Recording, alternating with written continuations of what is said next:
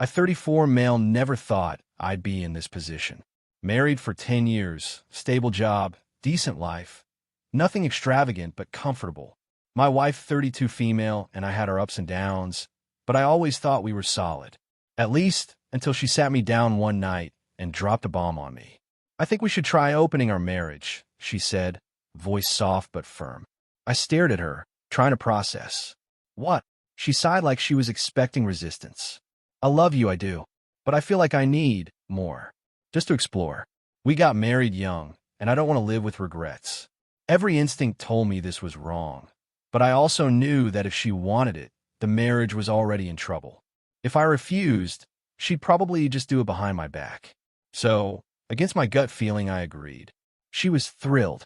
Within weeks, she was going out more, dressing differently, glued to her phone. I tried not to think about it, tried to be the understanding husband. But then I met someone too. I hadn't been looking, but she came into my life naturally, smart, funny kind. And unlike my wife, she actually made me feel wanted. When my wife found out, everything flipped. She lost her mind. "You're supposed to be my husband," she screamed. "You're not supposed to sleep with other women like some cheating asshole." I laughed, genuinely stunned. "Cheating? You literally asked for this." She started crying, begging me to stop seeing the other woman. Suddenly, she wanted exclusivity again. She swore she'd made a mistake, that she didn't want anyone else, that she just wanted us back. I should have felt guilty. I should have been moved by her tears. But all I felt was anger. Because I finally saw it for what it was. This was never about exploring or us. It was about her having all the freedom while I stayed the loyal, waiting husband. So I told her no. That's when the real nightmare started.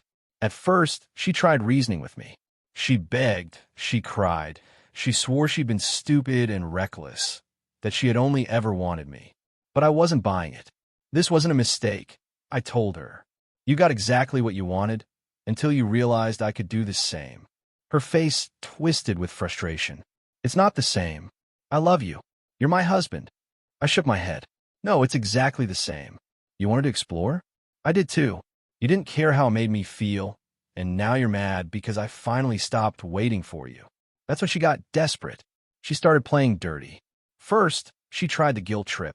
She told me I was breaking our marriage, that I was being cruel by not forgiving her.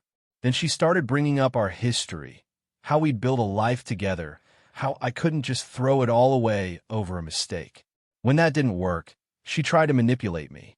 She told me she was willing to cut contact with every guy she had been with, delete her dating apps, and never bring up an open relationship again. But only if I also cut off the woman I was seeing. I just laughed. No deal. You made the rules.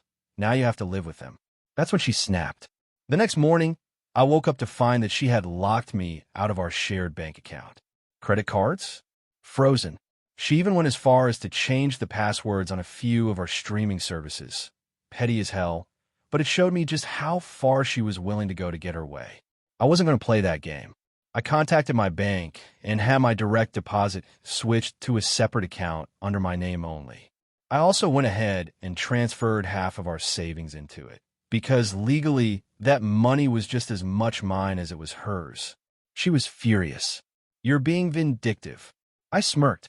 No, I'm just not stupid. But that wasn't the worst of it.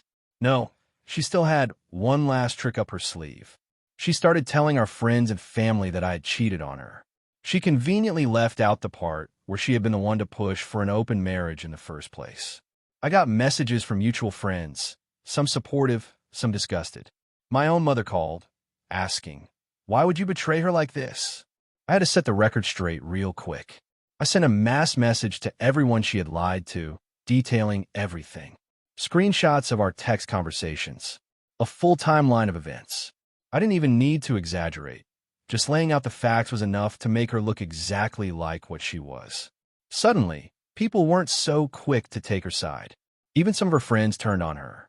That's when she showed up at my door, looking defeated. "I messed up," she admitted. "I was selfish. I hurt you, but I don't want to lose you." I stared at her for a long moment before I spoke. "You already lost me." And for the first time, I think she actually realized it. She just stood there, eyes wide, like she couldn't process what I was saying. Like she never thought this would actually happen. "You don't mean that," she whispered, her voice shaky. You can't mean that. I exhaled sharply. I do. Her face crumpled. But we can fix this. We can. I'll do anything. Please. I'll go to therapy, I cut her off. You don't get it, do you? This isn't about fixing things. This is about who you are. I took a step closer, my voice calm but firm. You only cared about your freedom until I had mine. You only cared about loyalty when it wasn't convenient for you anymore. You don't love me. You just love what I was to you. Tears spilled down her cheeks. I do love you. I shook my head. No, you love control. That was it. That was the moment she realized there was no coming back from this. No bargaining, no second chances. And that's when the tears stopped. The sadness in her eyes hardened into something else. Something bitter. Something angry.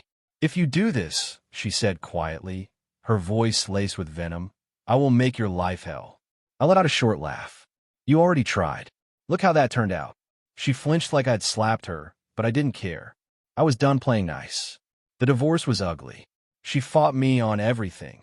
The house, the savings, even the damn furniture.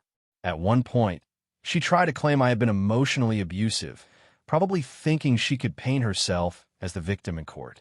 Didn't work. I had receipts for everything. The text messages where she proposed opening the marriage.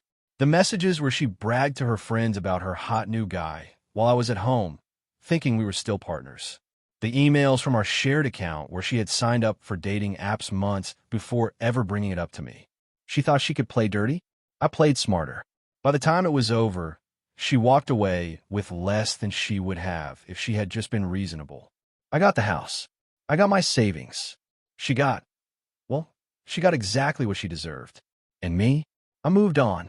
The woman I had met during the open marriage thing? We kept seeing each other, but we took it slow.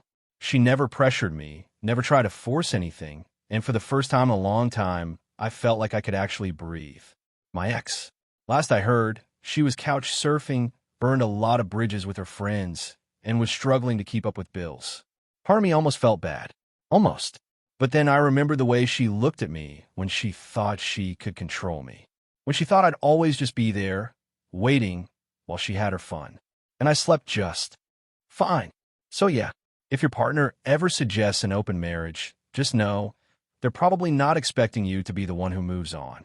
And if you like this story, hit that subscribe button, because trust me, I have plenty more where this came from.